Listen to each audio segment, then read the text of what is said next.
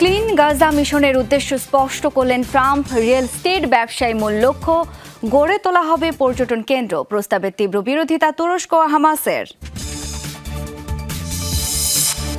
ভারতের ছত্তিশগড়ে নিরাপত্তা বাহিনীর ব্যাপক অভিযানে নিহত ৩১ মাওবাদী। নকশাল মুক্ত ভারত গড়ার প্রত্যয় কেন্দ্রীয় স্বরাষ্ট্রমন্ত্রী অমিত শাহর। রাশিয়া ইউক্রেন সংঘাত ইস্যুতে ট্রাম্প পুতিন ফোন আলাপ। মস্কোর সাথে বৈদ্যুতিক সংযোগ বিচ্ছিন্ন করে ইইউ এর পাওয়ার গ্রিডে যুক্ত হল বাল্টিক ৩ দেশ।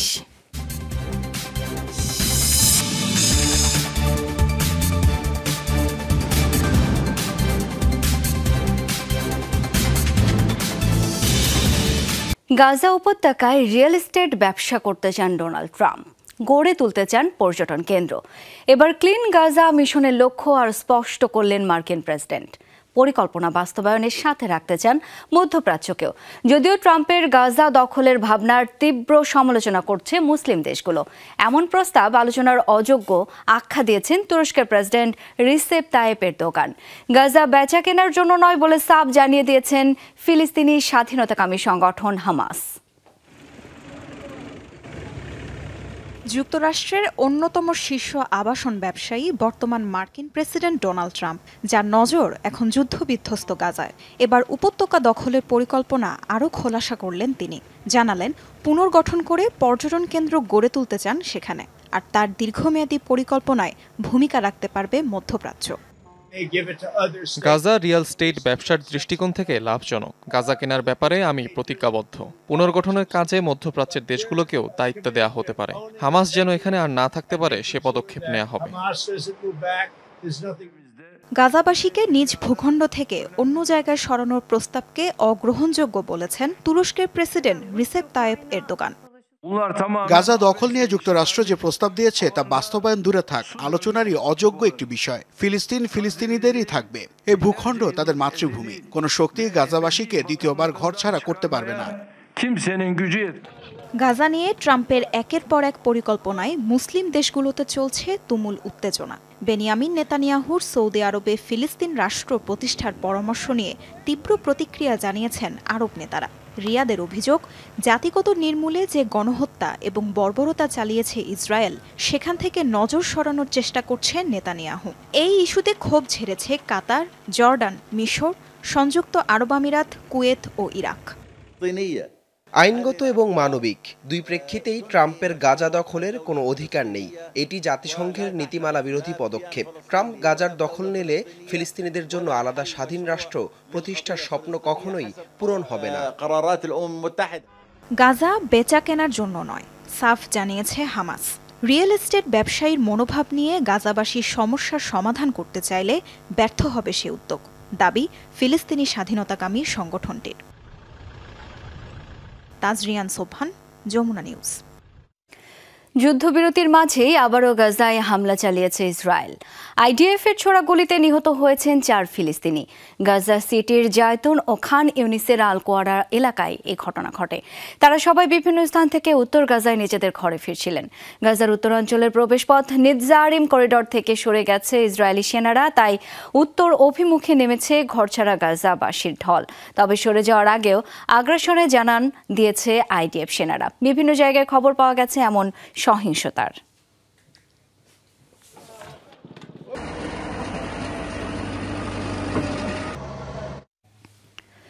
পশ্চিম তীরেও অব্যাহত ইসরায়েলি বাহিনীর তৎপরতা।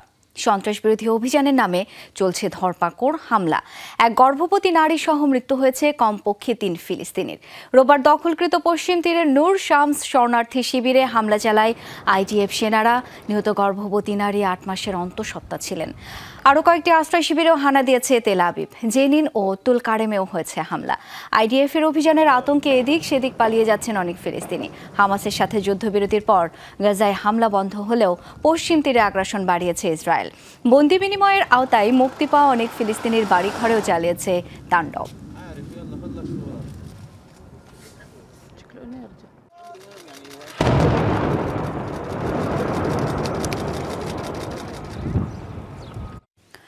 আবারও গণকবরের সন্ধান পাওয়া গেল লিবিয়ায়। দুটি গণকবর থেকে উদ্ধার করা হয়েছে অন্তত 50 অভিবাসন প্রত্যাশীর মরদেহ। দেশটির উত্তরাঞ্চলীয় সর্ববৃহৎ কুফরা জেলায় সন্ধান মেলে দুটি গণকবরের। একটি ফার্মের সন্ধান পাওয়া প্রথম গণকবর থেকে উদ্ধার করা হয় 19টি মরদেহ। তার একদিন পরে কাছাকাছি একটি মরুভূমি থেকে উদ্ধার করা হয় বাকি অভিবাসন প্রত্যাশীদের মরদেহ। কুফরা জেলা নিরাপত্তা বিভাগের প্রধানের শঙ্কা, অন্তত 70 অভিবাসন প্রত্যাশীর কবর আছে এই এলাকায়। ধারণা করা হচ্ছে বেশিরভাগ হতভাগ্যদের গুলি করে হত্যা করা হয়েছে। মানব পাচারের জন্য পরিচিত অঞ্চলগুলোতে অভিযান চালাচ্ছে পুলিশ। গত এক দশকে অবৈধ অভিবাসীদের ইউরোপ যাত্রায় প্রধান রুটে পরিণত হয়েছে লিবিয়া। উন্নত জীবনের আশায় দক্ষিণ এশিয়া, মধ্যপ্রাচ্য ও আফ্রিকার অভিবাসন প্রত্যাশীরা বেছে নেন ঝুঁকিপূর্ণ এই পথ।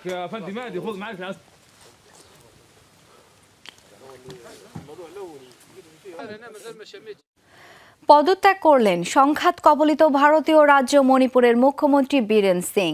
রাজ্যের বিধানসভায় অনাস্থা প্রস্তাবের মুখোমুখি হওয়ার আগেই এই সিদ্ধান্ত নিলেন তিনি। রোববার স্থানীয় সময় সন্ধ্যায় রাজ্যপাল অজয় কুমার ভাল্লার কাছে পদত্যাগপত্র জমা দেন বিজেপি নেতা বীরেন সিং। মণিপুরে দীর্ঘ সময় ধরে চলা সংঘাতের জেরে বেশ কিছুদিন ধরেই তার নেতৃত্ব নিয়ে বিরোধিতা দেখা গেছে বিজেপির মধ্যে। দলের বাইরেও পড়তে হয়েছে চাপে। সোমবার বিধানসভায় অনাস্থা প্রস্তাবের মুখোমুখি হওয়ার কথা ছিল বীরেন সিং এর।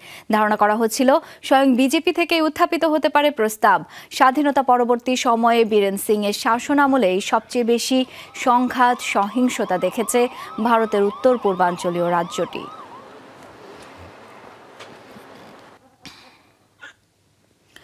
কংগ্রেসের হাত ধরলে বিদায় হতো না ঝাড়ুর।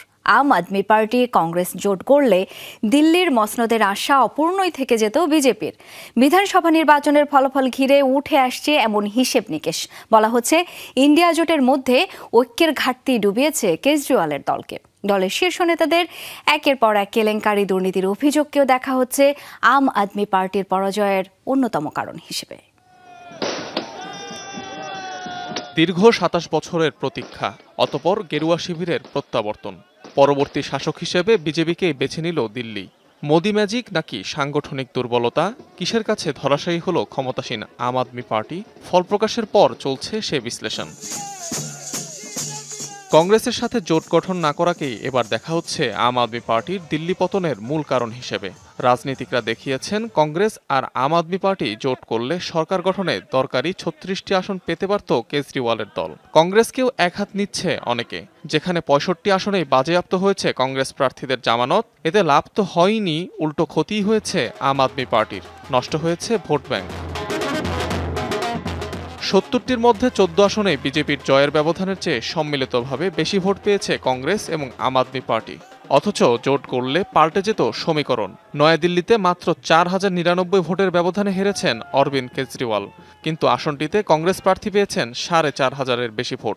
অথচ জোটবদ্ধ হলে বদলে যেত আম আদমির হিসাব নিকাশ। জংপুরা আসনেও একই চিত্র। মাত্র 675 ভোটে হেরেছেন আম আদমি পার্টির হেভিওয়েট প্রার্থী মনীষ সিসোদিয়া। অথচ কংগ্রেসের ঝুলিতে গেছে 7000-এর বেশি ভোট। সৌরভ ভরদ্বাজ, সোমনাথ ভারতীর মতো শীর্ষ নেতারাও পরাজয়ের মুখ দেখেছেন মাত্র 2 থেকে 3000 ভোটের ব্যবধানে। শুধু তাই নয়, মংলাপুরী, রাজেন্দ্রনগর, সঙ্গম বিহার, ছত্তরপুর সহ আরও কয়েকটি আসনে জোটের অভাবে ভুগতে হয়েছে দলটিকে। গেলবারের চেয়ে 10% কমে এবারে কেজরিওয়ালের দল পেয়েছে 43.8% ভোট। অন্যদিকে মোদির বিজেপি পেয়েছে 45.8% ভোট। তবে জোটে নির্বাচন করলে আরও 6.5%-এর মতো ভোট যুক্ত হতো আম আদমির ঝুলিতে। কেজরিওয়ালের পরাজয়ের পেছনে আরও কিছু কারণ দায়ী বলে মনে করা হচ্ছে। বলা হচ্ছে উন্নয়নে নজর না দিয়ে ঝগড়া বিবাদে ব্যস্ত ছিল তার দল। একের পর এক দুর্নীতি, কেলেঙ্কারির সাথে শীর্ষ নেতাদের নাম জড়িয়ে যাওয়াকেও ভরাডুবির অন্যতম কারণ মনে করা হচ্ছে। ঠিক যে সুযোগকে কাজে লাগিয়ে বাজিমাত করেছে নরেন্দ্র মোদির বিজেপি। অনিক রহমান, যমুনা নিউজ। নকশালমুক্ত ভারত গড়ার প্রত্যয়ে নিরাপত্তা বাহিনীর ছত্তিশগড়ের অভিযানকে বড় সাফল্য আখ্যা দিয়েছেন ভারতের কেন্দ্রীয় স্বরাষ্ট্রমন্ত্রী অমিত শাহ। জানিয়েছেন মাওবাদীদের দমনে অব্যাহত থাকবে এমন পদক্ষেপ। রাজ্যটিতে রোববার টানা 12 ঘণ্টার অভিযানে মৃত্যু হয়েছে 31 নকশালপন্থীর। গোলাগুলিতে প্রাণ গেছে 2 সেনার। উদ্ধার করা হয়েছে বহু আগ্নেয়াস্ত্র ও বিস্ফোরক। এখনও চলছে তল্লাশি অভিযান। রোববার ভোর থেকে অভিযান শুরু হয় বিজাপুরের ন্যাশনাল পার্ক এলাকায়। গোয়েন্দা তথ্য বলছিল অর্ধশত মাওবাদী ঘাঁটি গেড়েছে জঙ্গলে। গোপন সূত্রে পাওয়া খবরের ভিত্তিতে অতর্কিত হানা দেয় নিরাপত্তা বাহিনীর সদস্যরা। টানা 12 ঘণ্টা ধরে চলে গোলাগুলি। অভিযান শেষে 31 মাওবাদীর মরদেহ উদ্ধার করা হয়। বিচ্ছিন্নতাবাদীদের ঘাঁটি থেকে পাওয়া যায় প্রচুর আগ্নেয়াস্ত্র ও বিস্ফোরক। প্রাণহানি হয় 2 জওয়ানের, আহত আরও 2 সেনা। তাদের হেলিকপ্টারে উদ্ধার করে হাসপাতালে নেওয়া হয়েছে। অভিযানের সময় নিরাপত্তা বাহিনী ও মাওবাদীদের মধ্যে গোলাগুলি হয়। এনকাউন্টার শেষে 31 মাওবাদীর মরদেহ উদ্ধার করা হয় ওই এলাকা থেকে। সবার ময়নাতদন্তের ব্যবস্থা করা হয়েছে। আহত 2 জওয়ানের চিকিৎসা চলছে, তারা এখন শঙ্কামুক্ত। অভিযানের সময় গোলাগুলিতে ডিস্ট্রিক্ট রিজার্ভ গার্ডের 1 সেনা এবং স্পেশাল টাস্ক ফোর্সের 1 সেনা নিহত হয়েছে। ছত্তিশগড়ে রবিবারের অভিযানকে নকশালমুক্ত ভারত গঠনের লক্ষ্যে বড় সাফল্য আখ্যা দেন কেন্দ্রীয় স্বরাষ্ট্রমন্ত্রী অমিত শাহ। আবারও মনে করিয়ে দেন আগামী বছর 31 মার্চের মধ্যে নকশালবাদ নির্মূলের লক্ষ্যের কথা। এই নিয়ে চলতি বছর প্রাণহানির শিকার অন্তত 86 মাওবাদী। গত জানুয়ারিতে মৃত্যু হয় 34 জনের, যার মধ্যে ছিলেন গোষ্ঠীর অন্যতম শীর্ষ নেতা জয়রাম রামচন্দ্র রেড্ডি বা চলপতির, যার মাথার দাম ছিল 1 কোটি রুপি। ছত্তিশগড় সহ ভারতের মধ্য ও পূর্বাঞ্চলীয় রাজ্যগুলোয় কয়েক দশক ধরে অব্যাহত মাওবাদীদের প্রভাব। সরকারি বাহিনীর বিরুদ্ধে গেরিলা পদ্ধতিতে অভিযান চালায় তারা। প্রায় নিয়মিত হয় সংঘাত। Dorothy Tasrin, Jamuna news. রুশ প্রেসিডেন্ট ভ্লাদিমির পুতিনের সাথে ফোন আলাপ হয়েছে মার্কিন প্রেসিডেন্ট ডোনাল্ড ট্রাম্পের, এমন দাবি মার্কিন গণমাধ্যমের। নিউ ইয়র্ক পোস্টের এক প্রতিবেদন বলছে, রাশিয়া ইউক্রেন যুদ্ধ ইস্যুতে কথা হয়েছে 2 প্রেসিডেন্টের। ওয়াশিংটন কিংবা মস্কো কোনো পক্ষই নিশ্চিত করেনি বিষয়টি। তবে সাংবাদিকদের প্রশ্নের জবাবে সরাসরি স্বীকার না করলেও ইতিবাচক ইঙ্গিত দিয়েছেন ট্রাম্প। বলেন, রাশিয়া ইউক্রেন যুদ্ধ বন্ধে আলোচনায় অগ্রগতি হয়েছে। দ্বিতীয় মেয়াদে যুক্তরাষ্ট্রের প্রেসিডেন্ট হিসেবে দায়িত্ব গ্রহণের পরই পুতিনের সাথে আলোচনায় আগ্রহ প্রকাশ করেন ট্রাম্প। কথোপকথনের জন্য প্রস্তুত বলে জানান পুতিনও। রোববার নিউ ইয়র্ক পোস্টের প্রতিবেদন নিয়ে জানতে চাইলে তা স্বীকার কিংবা অস্বীকার কোনোটিই করেননি ক্রেমলিন মুখপাত্র দিমিত্রি পেসকভ। এ বিষয়ে কোনো মন্তব্য করতে চাই না, কথা হলেও তা নিয়ে কিছু বলতে চাই না, খুব প্রাথমিক পর্যায়ে। তবে আমার বিশ্বাস অগ্রগতি হচ্ছে। আমরা ইউক্রেন রাশিয়া যুদ্ধ থামাতে চাই, দুপক্ষের সাথেই যোগাযোগ করছি, আর অনেক আলোচনা হবে বলে প্রত্যাশা করছি। পুতিনের সাথে বৈঠকের বিষয়ে ভাবি, সঠিক সময়ে তা হবে। রাশিয়ার সাথে কয়েক দশকের বৈদ্যুতিক সংযোগ বিচ্ছিন্ন করল বাল্টিক 3 দেশ। যুক্ত হয়েছে ইউরোপীয় ইউনিয়নের পাওয়ার গ্রিডে। এস্তোনিয়া, লাতভিয়া এবং লিথুয়ানিয়ার সিদ্ধান্তকে ঐতিহাসিক আখ্যা দিয়ে স্বাগত জানিয়েছে ইউরোপীয় ইউনিয়ন। দাবি, রাশিয়ার উপর নির্ভরশীলতা কমিয়ে নতুন যুগের সূচনা করবে এই সংযোগ। বাল্টিক সাগরের উপকূলবর্তী 3 দেশ এস্তোনিয়া, লাতভিয়া এবং লিথুয়ানিয়া একসাথে এনার্জি আইল্যান্ডস নামেও পরিচিত। প্রাকৃতিক সম্পদে ভরপুর দেশগুলো সোভিয়েত আমল থেকেই সংযুক্ত ছিল রাশিয়ার বৈদ্যুতিক গ্রিডের সাথে। সোভিয়েত ইউনিয়ন ভেঙে গেলেও রয়ে যায় সে সংযোগ। Belarus, Russia, Estonia, Latvia, Lithuania 5 দেশ সংযুক্ত হলেও ব্রেল পাওয়ার গ্রিডের সিংহভাগই পরিচালনা করে থাকে মস্কো, যা 3 বাল্টিক দেশের জন্য দুর্বলতা হিসেবে দেখা হতো। 2007 সাল থেকেই এই গ্রিড থেকে বেরিয়ে যাওয়ার পরিকল্পনা করছিল দেশগুলো। 14 সালে মস্কো ক্রাইমিয়া উপদ্বীপ দখলের পর জোরদার হয় সেই ভাবনা। সবশেষ ইউক্রেন যুদ্ধ শুরুর পর আরও বেগবান হয় প্রস্তুতি। ন্যাটোভুক্ত অন্যান্য দেশের মতো 2022 সাল থেকে রাশিয়া থেকে বিদ্যুৎ ক্রয় বন্ধ করে দেয় বাল্টিক দেশগুলো।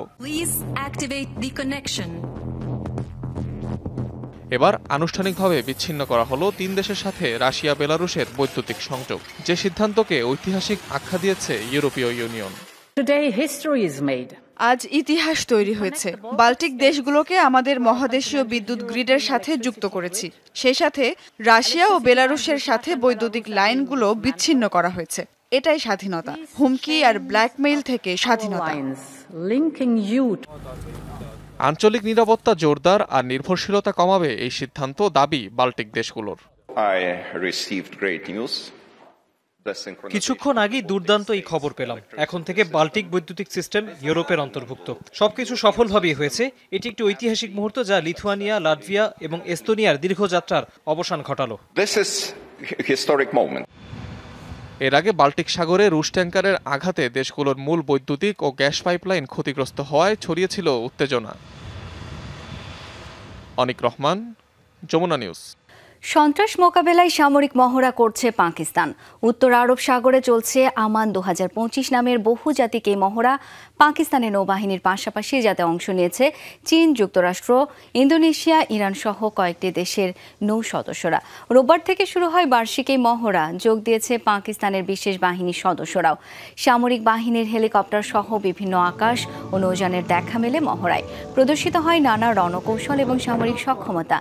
আঞ্চলিক সামুদ্রিক সহযোগিতা এবং নিরাপত্তাকে সামনে রেখে এমন আয়োজন বলছে ইসলামাবাদ। দাবি, মহড়াটির কারণে অংশগ্রহণকারী দেশগুলোর সাথে কৌশলগত সম্পর্ক আরও সুদৃঢ় হবে পাকিস্তানের।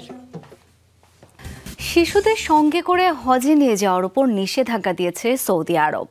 রোববার দেশটির হজ ও ওমরা মন্ত্রণালয় এই সিদ্ধান্তের কথা জানিয়েছে। চলতি বছর থেকেই যা কার্যকর হবে, তথ্যটি নিশ্চিত করেছে মধ্যপ্রাচ্য ভিত্তিক সংবাদ মাধ্যম গালফ নিউজ। সৌদির হজ ও ওমরা মন্ত্রণালয়ের বিবৃতিতে বলা হয়েছে, প্রতি বছর হজের কারণে তৈরি হওয়া ভিড়ে শিশুদের নিরাপত্তা ঝুঁকির মুখে পড়ে। এমনকি হজে গিয়ে শিশুদের মৃত্যুর রেকর্ডও আছে। তাই তাদের সুস্থতা নিশ্চিতেই এমন সিদ্ধান্ত নেওয়া হয়েছে। সৌদি নাগরিক ও দেশটিতে বসবাসরতদের জন্য নোসোক অ্যাপ এবং সরকারি অনলাইন পোর্টালের মাধ্যমে 2025 সালের হজ নিবন্ধন আনুষ্ঠানিকভাবে চালু হয়েছে। এবার যারা আগে হজ পালন করেননি তাদের বেশি প্রাধান্য দেওয়া হবে। মারা গেছেন নামিবিয়ার প্রথম প্রেসিডেন্ট এবং ফাউন্ডিং ফাদার স্যাম নোজোমা। শনিবার স্থানীয় সময় রাতে রাজধানী উইন্ডহোকে 95 বছর বয়সে শেষ নিঃশ্বাস ত্যাগ করেন তিনি। এক বিবৃতিতে এই তথ্য নিশ্চিত করেন নামিবিয়ার বর্তমান প্রেসিডেন্ট নাঙ্গলো এমবোম্বা। নাইজেরিয়ার স্বাধীনতার সাথে ওতপ্রোতভাবে জড়িয়ে রয়েছে স্যাম নোজোমার নাম। দক্ষিণ আফ্রিকা থেকে স্বাধীনতা লাভের জন্য দীর্ঘদিন লড়াই করে গেছেন অবিসংবাদিত এই নেতা। 60-এর দশকে প্রতিষ্ঠা করেন সাউথ ওয়েস্ট পিপলস অর্গানাইজেশন, যার থেকে শুরু হয় মুক্তিকামী আন্দোলন। 3 দশকের সংগ্রাম শেষে 1990 সালে স্বাধীনতা লাভের পর নামিবিয়ার প্রথম প্রেসিডেন্ট হন স্যাম নোজোমা। পরপর 3 মেয়াদে 2005 সাল পর্যন্ত দেশ পরিচালনা করেন তিনি।